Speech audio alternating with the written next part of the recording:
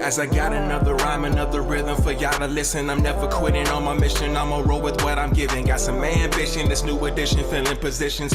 Looking at the void in myself and feeling what's missing. Better watch the way you going, better go in the right direction. In the moment you stressing, but you gon' be counting blessings. And I know that for certain. Keep on working, open curtains, haters swerving, cause they ain't ready for your final version. I'm never gonna give up, fall down. You're listening to the Tom Ficklin Show on WNHHLP 103.5 FM, your home for community radio. Good morning, everyone. Good morning. And that was Harry, our station manager. And every time Harry emphasizes the home for community radio, that kind of resonates for me, because it's not just your block or your street or your city or your municipality, but it's the community of the world that we're really addressing. And even if there's a local issue, that a topic that we're discussing, these issues pertain to anyone on the planet. We're going to talk about violence today, and certainly much of recorded history is a history of violence, domestic, international, personal. But we are going to focus on something called the Connecticut Violence Intervention Program, the Connecticut Violence Intervention Program. And we're even blessed to have the executive director of this esteemed organization, Mr. Leonard Jahad, with us. Leonard, good morning. Great morning, Brother Ficklin. How's everything? Good. So Leonard, as I say, is the executive director of the Connecticut Violence Intervention Program. You know, Leonard, when I was looking at the acronym, the letters CT VIP, it seems to me that I really like that, because we want everyone to be a VIP and not to be a returning citizen, and not to be a criminal, and not to be incarcerated, and not to have these labels or an offender have these labels ascribed to you. So we want to, your mission is that we all can become VIPs and very important persons in our own right. Leonard, I'm going to take a little bit of a personal liberty, if I will, from an introduction standpoint, and just share with people that one of my first recollections of you was not at Stop and Shop, but I guess it was Shaw's, I believe, before it was Stop and Shop, correct? The supermarket. Yeah, and my recollection is your fraternal organization was passing out food in front of Shaw's. And I mentioned that for folks, for people to kind of understand that you've been on this journey of feeding the community with body, mind, and spirit substance for a long time. I remember also, Leonard, there was some lecture at the Yale Law School, and I was coming out of it and saw you on the street there near Toads, and I believe we were talking about you were raising money or trying to start a fund for people, kind of an emergency fund for folks that might be in distress. And I kind of share that because of whether, and we are going to get to the Connecticut Violence Intervention Program, but your journey has really intrigued me with your fraternal group, giving and sharing, your academic nurturing, the meeting that we had, and then the idea that you shared about responding to people's emergency stress situations. And then I believe I took some pictures of your retirement party from the correction department, and you were with the correction department for how many years? Well, state service was 25 in total, but I did 10 with Department of Corrections and 15 with judicial adult probation. So I retired as chief probation officer. Indeed. And so at your retirement party, you roller skated. And I mentioned that because it seems to me that most of your life is trying to demonstrate, whenever you can, let's think out of the box. Let's be creative. Let's have fun, but also let's be yourself. And so I was just so impressed with your roller skating at your retirement party. And then what really prompted me to the pleasure of meeting with you today is on air is that you made a recent trip to the Midwest, as I recall, and I saw your posting in terms of violence intervention programs, and how just your continual search for solutions, for remedies, for tactics, for strategies. So let's jump right in. We're going to talk about your program, the Connecticut Violence Intervention Program. We're going to chat about what the street outreach workers, credible messengers. I would just say Juneteenth bearers. I mean, this is Juneteenth weekend, so we have these various names for what your street outreach workers are all about, and your credible messengers. But they're bearing the good news, and this good news is that you can be liberated from previous situations and don't get involved with negative situations. We're going to also talk about some of the we hear this term, Leonard, evidence-based, and all I know is solutions. We're going to talk about some what rubber can hit the road to kind of reduce, eliminate, and if not abolish community violence. And then people have heard about this cars being stolen. Well, I'm not going to share what kind of car I have. It's a 1995, but let me just say that if they broke into it, the insurance company would not pay me that much. So that's why it hasn't been stolen. But this phenomenon of young men, for the most part, risking their life to kind of just steal a car for ego establishment, and then how can we help? Leonard, as I mentioned, we spoke earlier about you and your crew are not here to carry this cross by yourselves. The whole community, everyone who's listening to the show, wherever you are on the planet, it can assist with reducing violence worldwide. So Leonard, good morning. Let's jump right in. Talk to us about the mission and makeup of the Connecticut Violence Intervention Program, which is Connecticut is deliberately mentioned statewide, based here in New Haven, but statewide. Yeah, absolutely. So we started the program in 2018 for the Street Outreach Worker Program that was under New Haven Family. And so upon retirement, I began work with Family Alliance's program manager for the Street Outreach Worker Program. And so at the time, they were going through some conversion. They were moving Barbara Taylor, the executive director. She retired. And so the city had contacted me and asked me if I would take over the program.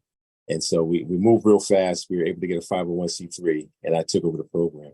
So we're contracted to work with youth ages 13 to 24 who are engaged in the most risky activity in the community. So by risky activity, we're alluding to shooters, so-called gang or group members, and also victims of community violence. So that's our contract, but we also work with the violent reentry population also. So those who are coming back into the community after stays in Department of Corrections, we work with them and help them navigate in their transition back into the community. And Leonard, throw out some of the contact information. I'm going to ask this question of you several times throughout the show. We have about 50 minutes, just how people, as they're listening, how they might be able to contact, contribute, participate in events. What's the best place for them to kind of connect with you guys? Our website is www.ct for Connecticut, ctintervention.org. So www.ctintervention.org. And we can also be contacted by phone also, 203-553-7282. Those are two best ways to contact us. Perfect. So just say a little bit more in terms of a historical perspective about why in 2023 we even still need programs like this. I can remember I went to my first Stop the Violence protest or rally, if you will, back in 1998 with Bishop Brooks, and it's sometimes amazing, sometimes sad, sometimes just sobering to understand whether we as a species are just violent or whether or not it's the systems or just what's your take on where your current mission sits in terms of this historical problem that we've been trying to solve? It's a lot, the tide ebbs and flows, statewide, regionally, and also nationally also. So, we can do everything that we can do to curb violence, but then it's also impacted by national trends. So the last being the COVID, in response to the COVID, we saw an immediate spike in community violence right at the start of the COVID. And it's not only affected us, but, similarly situated municipalities, Bridgeport, Hartford, Providence, and some of the larger ones, Boston also. So while there was a spike in community violence, our numbers were still lower than national trends because of our engagement in the community and our ability to use those evidence-based programs. And it's nothing that's unheard of. It's things like cognitive behavioral therapy and mediation. Those are the biggest tools that we use in our toolbox to try to thwart community violence. And you've mentioned, and just before I want you to elaborate on that a little bit and kind of weave in your credible messengers, street outreach workers, which I've kind of now ordained as your Juneteenth prophets. They can put that on the back of their T-shirt also. I forgot exactly where I went with it. Well, anyway, so let's jump to the credible messenger, street outreach workers, and how they kind of, they are your boots on the ground. Is that fair to say? Absolutely. So in order to impact those that are affected by community violence by participation or being a victim, we want to learn real experiences of people who are in the know. And so we are credible messengers, those who are in that life, who have redeemed themselves and now want to help clean up a community that they once helped destroy. So with that, we look for people, who have that voice, look for people that are impactful. And then, usually we make them volunteer just to make sure that they're earnest and they're not just giving a speech, because everyone says, oh, I have a story, I want to give it to the youth, but it goes further, beyond that story.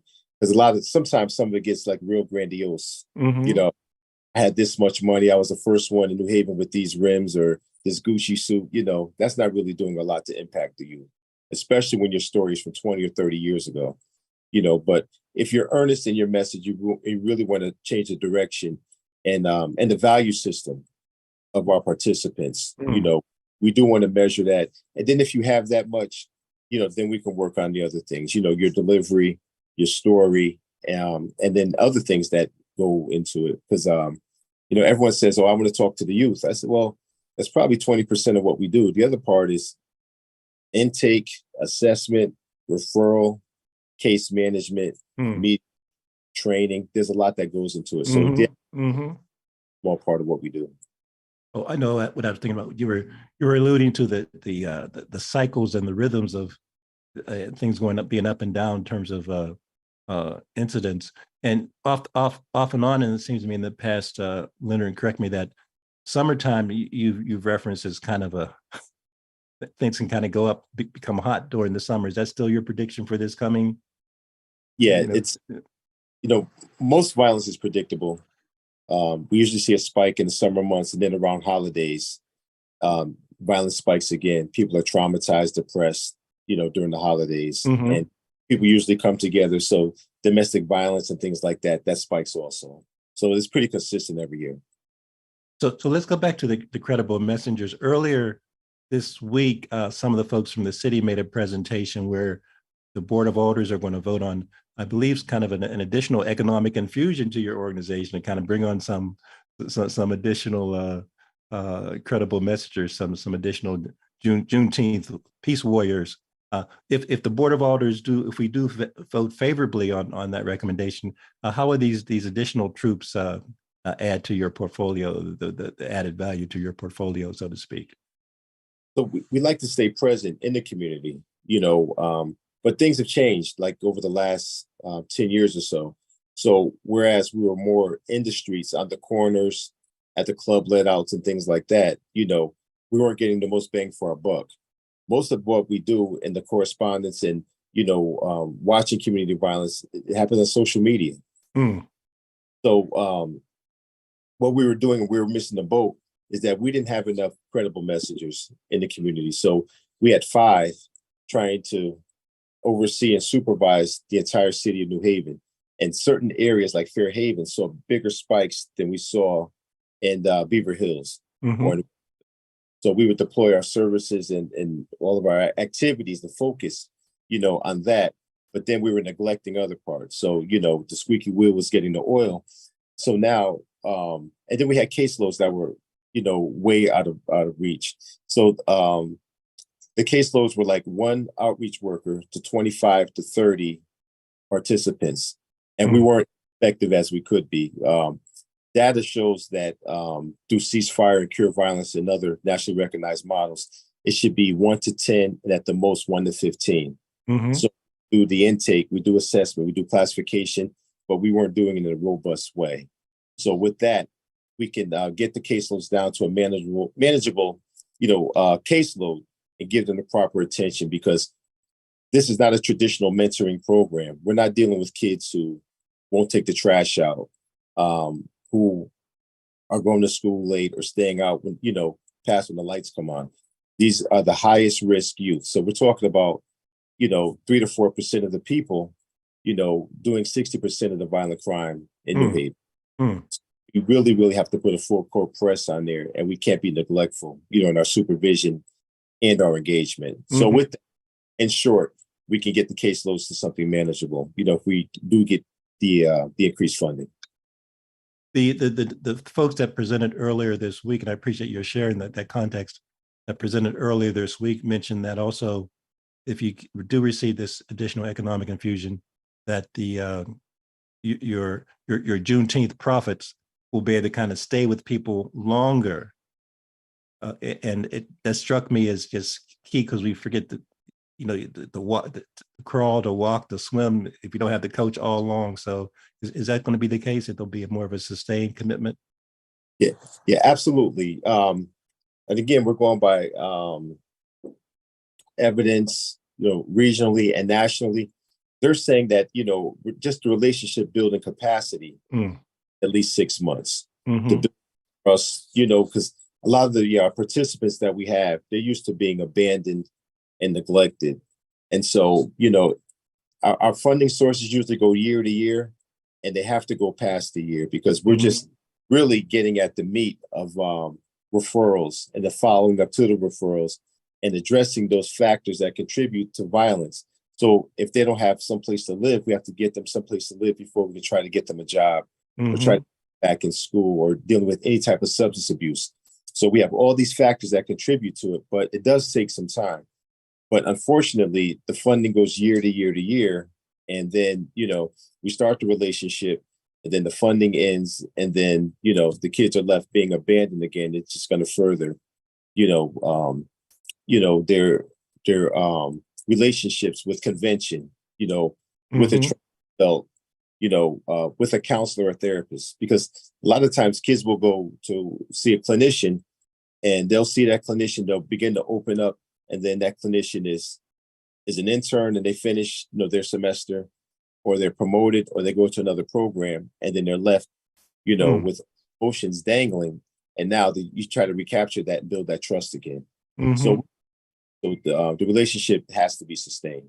And you're listening to the Tom Ficklin Show, and Leonard Jahad is really dropping some jewels with us, Executive Director of the Connecticut Violence Intervention Program, CTVIP, located in New Haven, but also statewide. Leonard, just let's just stay on that point for a second, because you mentioned the whole, you hear this term holistic approach, but also so many factors, and it's almost a mysterious calculus of what's keeping a person from being on the straight and narrow. But I want you to kind of weave in what you just said in the last 2 or 3 minutes with what you've observed from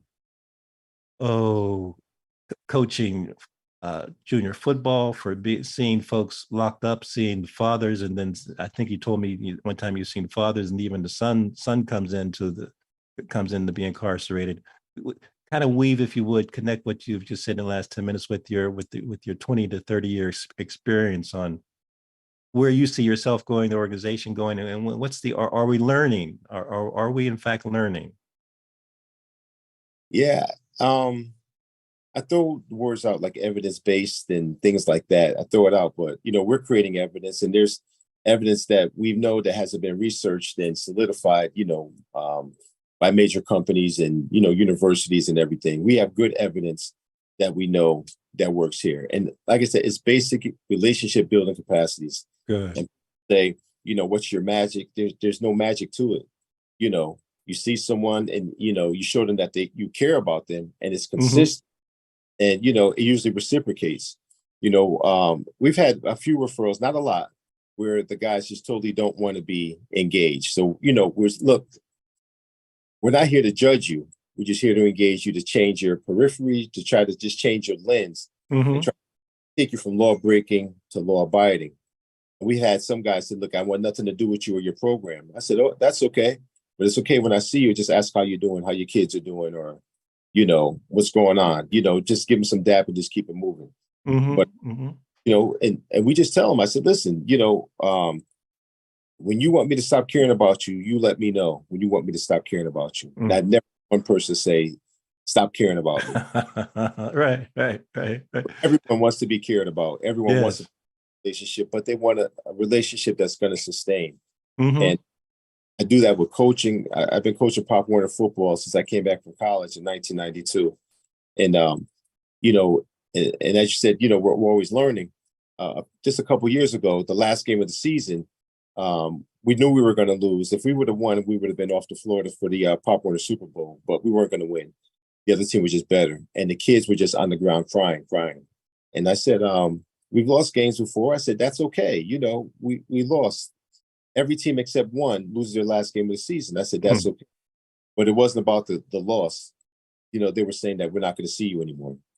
We're not camaraderie. We're not going to have that positive adult in our lives anymore. And that's something that, the coaches talk about now. How do we sustain those relationships with the youths, year round? I mean, we see out, but, we're always called coach. I got guys 40 years old that are still calling me coach.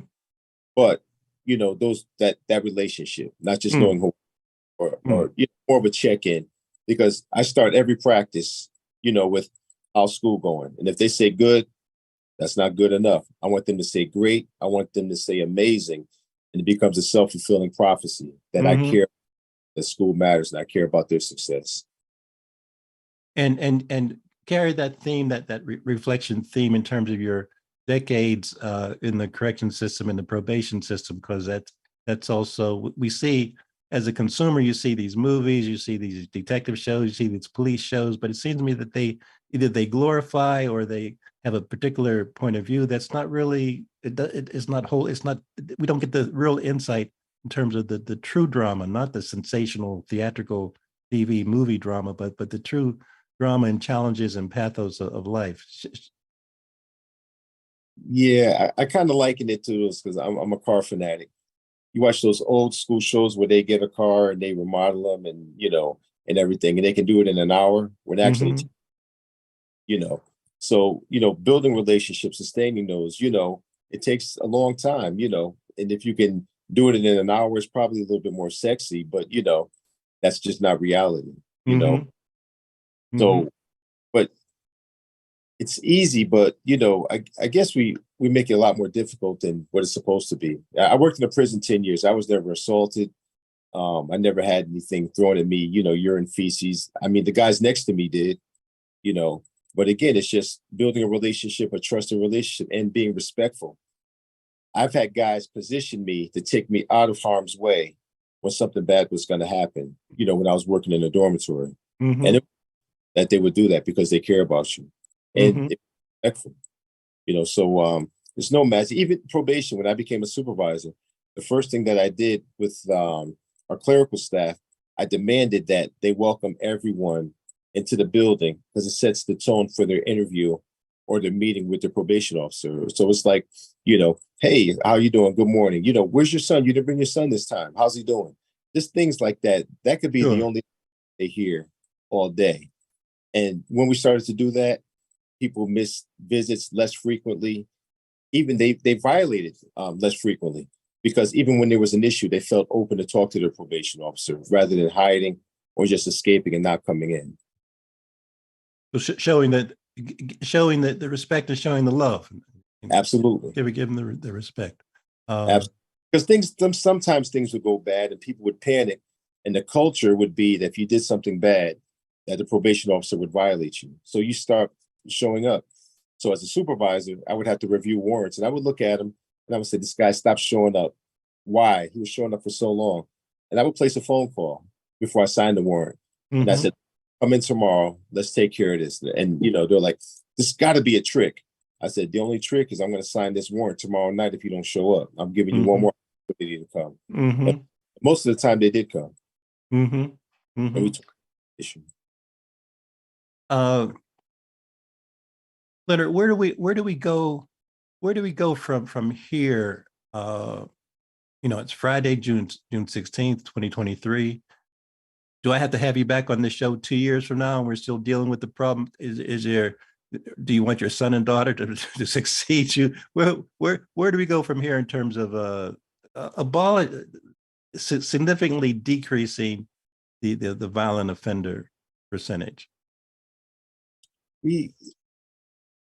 I mean, we're an intervention program. Mm-hmm. So we're starting to work in prevention, but by the time we get a referral, that youth or that individual is already at that high level of community violence, of engagement, being a participant or a victim, or maybe even part of a group or gang, but they're at that high level. Right.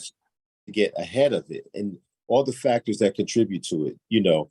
Well, let's hear about the factors. Let's pretend you're king of the world and you have as much money as Warren Buffett. You know, wave your magic wand. What do we need to have happen? Okay, number one, America has thrived off racism. Okay. So, you know, we look at other countries like Denmark and Germany, you know, where, you know, their incarceration rates are low and things like that. However, they're not dealing with institutional racism and intentional institutional racism that occurs, you know, in America. So one, I'd wipe all that clean. So there's a surveillance society that kind of picks up, or in terms of the dragnet, Black and brown people, you're suggesting are more subject to the dragnet than others.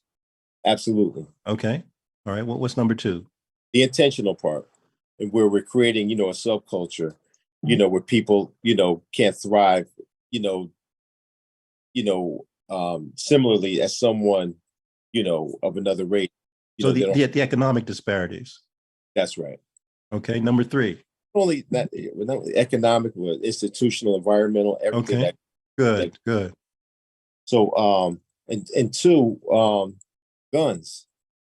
There are more guns in America than there are people right now. We become gun culture, and people think that they need to carry a gun to keep them safe, when data shows that guns don't make us safer. They make us less safe. Say that again.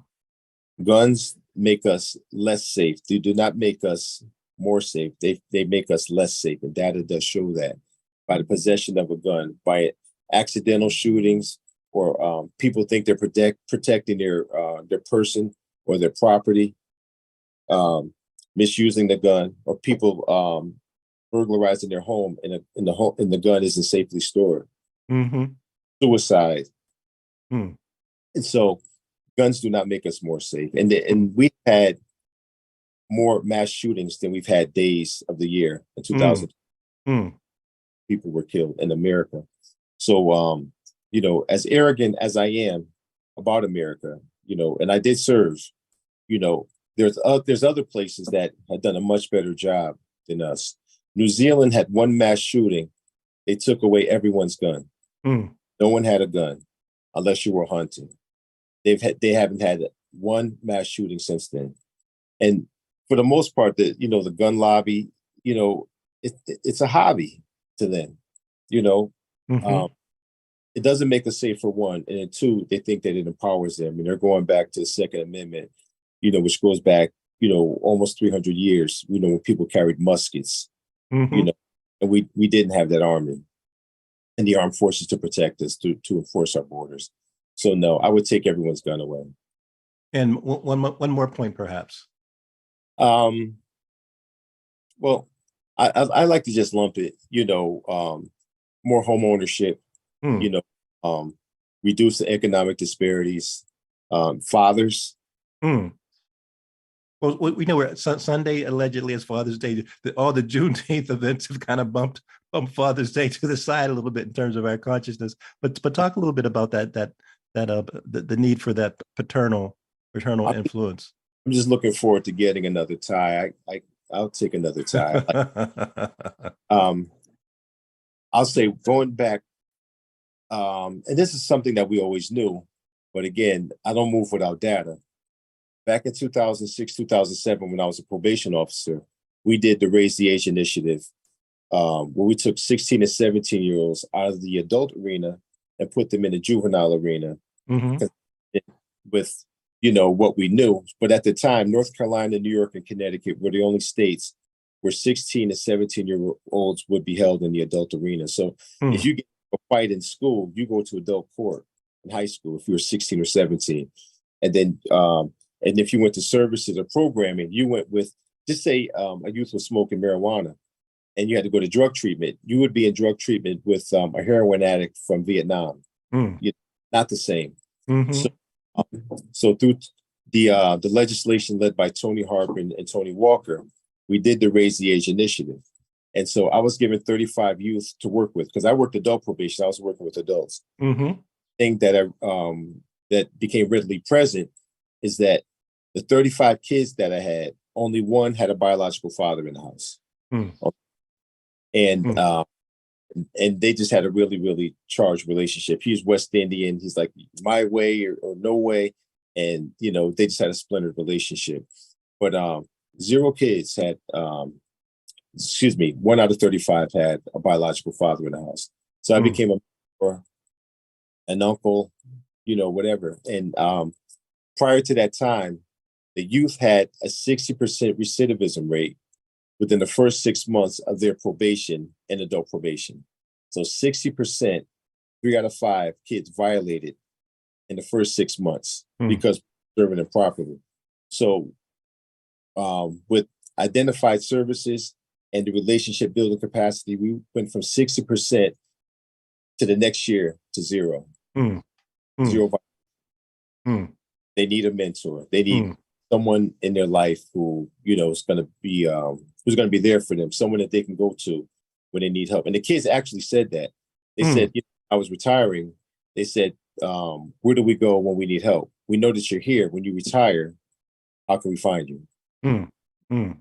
That's quite a compliment. You're listening to the Tom Ficklin Show, and Leonard Jahad is with us, the executive director of the Connecticut Violence Intervention Program, located here in New Haven, but also statewide in its reach. And I would dare say, I know, Leonard, you've participated on a number of panels and conferences nationwide, so people know about it, the CTVIP throughout the nation. If folks want to kind of contribute, dare I say, mentor or volunteer, are you looking for in that respect, if someone's interested in kind of sharing some time or volunteering? So how can folks reach out to you if they want to really join this very important crusade? Sure. I say New Haven has a culture for service. Everyone wants to help in some capacity. You know, in the past, we've even had, you know, guys who hustled on the street. You know, they're like, listen, I'm out here. I really can't do a lot because I'm not living right. But here, can you take some money, take the kids to Six Flags or do whatever you. We've had that also. So anyone can help in any capacity. If you have anything to give, if, you know, we have kids that come to the program after school. They're looking for snacks. You know, if you can drop off some snacks, or even we've had folks on the shoreline who made prepared meals, you know, chicken parm, Salisbury steak, things like that. They were prepared. We'd freeze it, and it was a big hit with the kids, albeit they need a little hot sauce on it, you know, but the meals and, you know, were there, and the kids not only ate here, they took them home. So if you have time, you know, to assist with a group, to visit a child, we give you some training also. But the way to contact us is www.ctintervention.org on the website. And there's a link for, you know, how can we get involved or get involved? That's what it says. Excellent. Or also be reached by phone 203-553-7282. Mm-hmm. 553-7282. And your New Haven location, you're on Ashman Street? Correct. We're on a 2-acre campus here at the corner of Ashman, and I'm looking right at it, and I can't. Well, we're right back of Wexler Grant in the new Q House. Indeed, and for folks that aren't that familiar with New Haven, we've had the Elm City kind of intervention, but yeah, you're right. The Q House, the Wexler Grant, then it's you. There's a whole. We mentioned your 2-acre campus. If you include the Wexler Grant footprint and the Q House footprint, that whole stretch, man, is just really impressive. Not to mention once when Concord gets going. So you're that whole Dixwell area revival. In fact, Leonard, just as an aside, you're having an event that was formerly going to be on your campus, but now it'll be inside tomorrow. Yeah, so the last 2 years, the Juneteenth committee, they held their event right here at our site, and they had over 40 vendors and music, arts, presentations, and because of the rain, they moved it next door to Wexler Grant, and it's going to be larger than last year. I don't know how large. I was just giving them the space, but they asked me if they can block off the driveway and have more vendors wrapped around the building. Mm-hmm. So they were expecting more, but they will be at Wexler Grant. I believe they're partnered also with Cornell Scott, and they're going Yes. to start their event. And next year they're looking at blocking off the streets and everything, to have an even larger event. Perfect. And talk about your location at Ashburn, because I believe in terms of your fraternal connection, you're having an event there in July. And just the point I'm trying to make is that there are various ways to solve this dilemma, and it's just providing something for everyone. And I guess, if I can, from a metaphorical standpoint, just creating communion, creating an opportunity for communion. And so your fraternity, your fraternal organization is holding an event, I believe, in July. Right. So white party or something. Right. That's with the Shriners, Arabic Temple number 40, affiliated with Prince Hall Masonry. A couple years ago, we had an idea, because we have an annual cigar and sip event, but we want to do it on a larger scale. So we did it right here at our site at 230 Ashman, and we had 375 folks that attended. And we had artists, some nationally recognized artists like Avery Wilson. He came down and he killed it. He killed the show. And we had some local artists also. And last year we did it again. As you remember how hot it was last year in July. The heat index was over 100, and we had 475 people. Indeed, people. Yep. And so this year we're going to take a different role. We're not going to have. I think we're only going to have one artist, but we're going to have a jazz band and a DJ. Because people wanted more time to dance. So that'll be July 29th. It's a white party. Really, really nice event, and it's held right here, on our lawn, and it'll be right around our community garden, which we have at our site also. And we have flowers. It's a memorial garden for a young lady who worked with us who was tragically killed in a car accident. And we have beds with vegetables in there. So we have cucumbers and collard greens and broccoli. And so the neighbors, they take part in it. They watch the collard greens, because with collard greens, you can't really the frost hit them. So they're waiting and they're watching. And then as soon as the frost hits, they come and they get the greens. Talk about the connection between the Connecticut Violence Intervention Program and these community events. What is the connection from your standpoint as you look at the whole panoply, the sociology, the history, I'll dare say the theology, but what's the connection between why you're making your Citadel available in so many various ways? Because we're all interconnected through my Greek fraternity, Phi Beta Sigma Fraternity Incorporated, and the Masons, the Elks, a lot of the guilds and municipalities, like the Firebirds, Silver Shield. So they all intersect like so much. And then, if we can all do things together, we can be a powerful force in the community. But, traditionally, we've been like so divisive and not working together. And even within your organizations, you have the older folks who really don't want to share information and leadership with the younger folks who have, new technology and energies and everything. So we have to let the leaders lead, especially with the younger folks. We need to really groom them, for. And I'm a part of a lot of organizations, and part of it, it's personal. I have friends, when things get to be a lot, I get to talk to my friends about it, or else be a clinician, from all the things that I see. But there's not a lot of things that are organized for those who can't be in a fraternity because of their record or because of their social standing or whatever. We're trying to get that, but, historically, it has been set up like that. So we try to create those opportunities to have conversations or have barbershop talk, just come out here and have a cigar, have a sip, and just come on, everybody, let's just build and talk. I love that. Because as you know, we did have the paper bag kind of problem over the years. I won't describe what that is. Don't want to get myself in, but it's really encouraging to hear you talk about how we can build unity in the community and still keep our our brand integrity. I like that kind of share the wealth. I mean, people talk about the divine 9. As far as I'm concerned, we should make it like the divine 20, to include the Elks and the Masons and the Boule, et cetera, or the divine 30 for that matter, for all of our African Methodist, Episcopal, Zions, CME, Baptist Association. So the list goes on. We have about 10 minutes, Leonard. So as things cross your mind that we haven't discussed, please bring that out. Talk a little bit, if we can, if we jump to the Kia boy syndrome. I'm assuming that it's kind of subsided in terms of young people stealing Kias, and I think it was Hondas as well.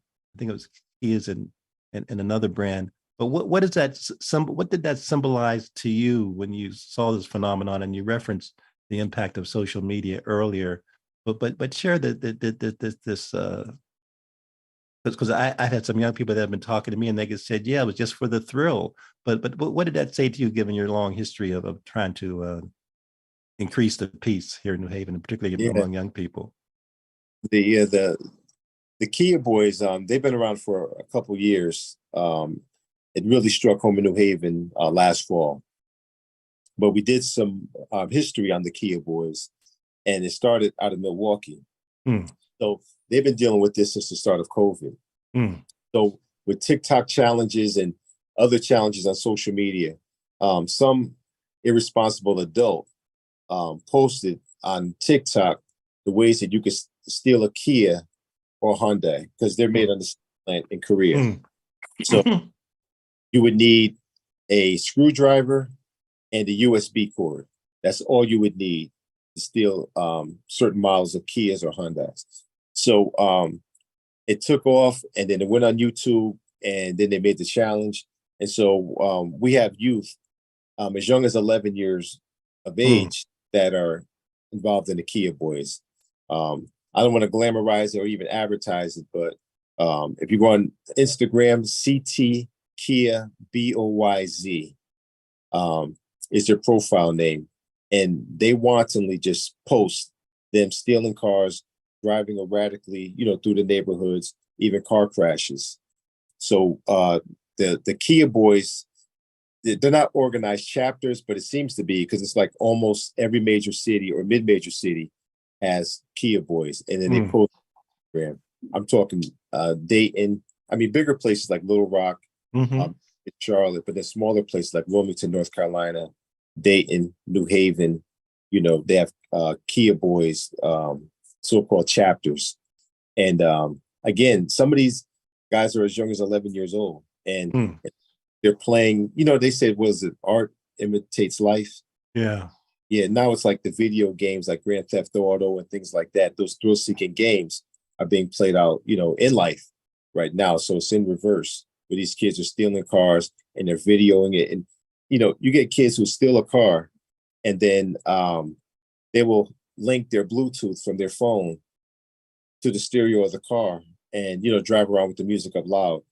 I mean, how hard is that to solve a case, for a cop to say, okay, let's reverse this and see what the link was, on the Bluetooth. Right. Yeah. So with that, I was in Milwaukee last month, and we reached out to a program that's similar to ours. And we said, how did you address this? And they dropped their stolen cars 35%. But most of it had to deal with Kia, the corporation, giving out the old school clubs, taking other, technological, responses to it, so the kids can't steal the cars as readily. So I think they said it's Kias from 2012 to 2022. The new ones can't be stolen, in the way that the old ones could be. And I know we were passing out the at the substation here. Lieutenant Przbilski was passing out the locks kind of thing. Right. So do I have to wait for your book or your movie or your film or before you hook up with Tyler Perry with all this experience you've had for the last 40 years, or can you drop a little, tease me a little bit about what does that say from an adolescent behavioral standpoint for when you saw this, because you've worked with youth, as you say, on so many variety of levels for several decades. Does it talk about the the appeal and the addiction of social media, to talk about just young people being lost in space like never before. What's your hypothesis that you've kind of generated? Well, to answer your first question, the movie, I'm just waiting for Idris Elba to be available. And once he's available, then, we can talk to Lionsgate, about. Right. I'm pretty strict about who's going to play me in the. I think you should play yourself. I think you can do a great job with it. Just yourself. Not yet. All right. Again, with the youth, with engagement, and I tell you, even with the Kia boys, we know most of them, and we told them to look. The Freddie Fixer Parade is coming up. Please stand down. Do not put anyone at risk or anything. Can you not steal a car for the weekend? And they did keep their promise. They did not. But as soon as the weekend was over, they went right back at it again. So, I mean, don't leave us hanging. So you're saying that you're in touch with some of them. They're known to you and to others that might be in the criminal justice, the police system? Very well known. And, the youth are saying that, if they get caught, well, first they'll evade the police because they know that the police can't chase. And then, if they do get caught, they said, they're going to get a ticket. They'll go to court. There's no room of detention. So nothing's really going to happen to them. And they tell us that. So while we don't have all of the answers, we're doing our piece on this side. We're trying to change their thinking, their mindset, their value system, so they can respect other people and respect other people's properties also. Mm-hmm. And the fact you mentioned that you are in direct communication and that they did abide by, because certainly the Fixer was such a celebratory event, and I was so optimistic by it. But kind of let's linger on this point. So what is in terms of your intervention strategies, is still trying to build relationships with them? Are you still exploring what's feeding their commitment to remaining a Kia boy? Do you think they'll age out? Where are you seeing the exits and the entrances in terms of feeding that system? Do you see, is it going to be like Boy Scouts and Cub Scouts, or is it just going to be a one-off? Again, we use cognitive behavioral therapy to try to deal with the triggers, and their response to things, that may elicit a response. Number one, their emotions. And then two, their peer group. If they're hanging with negative peers, most likely they're going to, have negative outcomes. So we try to change that trajectory and get them involved in more institution, whether it's church, a gym, a basketball team, weightlifting, martial arts, whatever it could be, or even older. And then three is the family dynamic, and that's the tougher part. So those are the three criminogenic factors. When I work probation, when we do our assessments, attitude, negative peer group, and family, those are the three factors that really contributed to a youth being involved in the criminal justice system. And the family is just a little bit more difficult. Low home, the family structure, economics, and again, values that are twisted that leads them, I've heard parents say, if one child is going to fight, they all fight. And that's their family values. That, if one fights, they all fight. But if one is about to fight, can the other one tell them to stand down, let's mediate, negotiate, or maybe just ignore it? But your system is saying that you have to fight, and it's in that family structure, then, that's what you do. Leonard, we have about 3 more minutes, and I guess wondered to share if there's a shout out to any particular other organizations, because I'm assuming that you have quote unquote partners, folks that are linking arms with you. If you want to give a shout out to whatever groups might be kind of on this crusade and battle and working in harmony in terms of your fulfillment of your objective of decreasing violence, name some of, give a shout out if you want to some of the other groups that are kind of supporting you, the organizations, et cetera. I'll say first and foremost, New Haven Youth and Recreation Department, led by Gwen Williams. They do a remarkable job, by keeping the kids engaged, keeping them employed throughout the year, getting them hooked up with resources like Cornell Scott, Clifford Beers. A lot of traumatized, they have mental health issues, anxiety, depression, and they do a remarkable job, and working together, with us in assessment. So the highest risk come to us, and we work And if the kids need basic needs or other things, they handle that on on another level. And they deal with the mental health and the clinical barriers. They do a really, really good job with that. So, just to give a shout out to them. They're first and foremost. And PAL has been great. They just started a flag football league for kids 9 to 12. The Police Athletic League, when you say PAL, yeah. or whatever, I think they Police Activities League now, rather. Yep. So we've had 100 kids that were we had 100 slots, and then we've only had 40 kids that participated. However, this is the first year they've done a partnership with New Haven Pop Warner Football, who is the largest. New Haven Pop Warner Football is the largest mentoring group in New Haven. We have over 300 kids, 300 boys involved, and now we have cheerleading.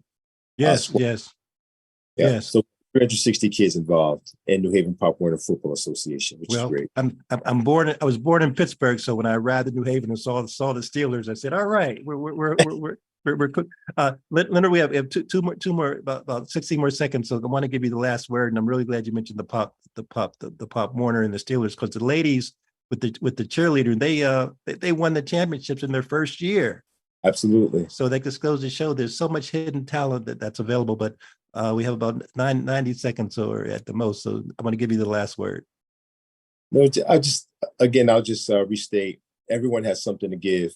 It doesn't have to be formal, but if you want it structured, there are programs like mine, Ice the Beef.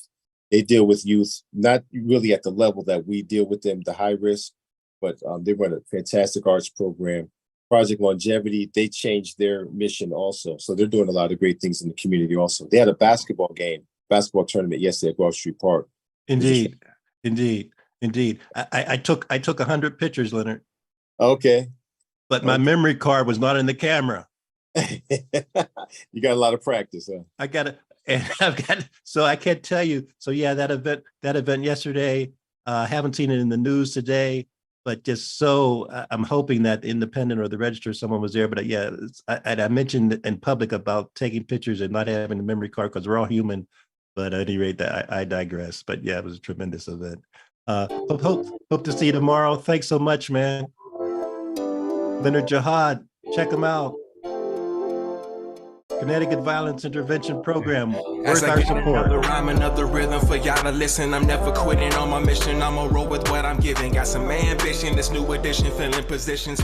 Looking at the void in myself and feeling what's missing. Better watch the way you going. Better go in the right direction. In the moment you stressing, but you gon' be counting blessings. And I know that for certain. Keep on working, open curtains, haters swerving, cause they ain't ready for your final version.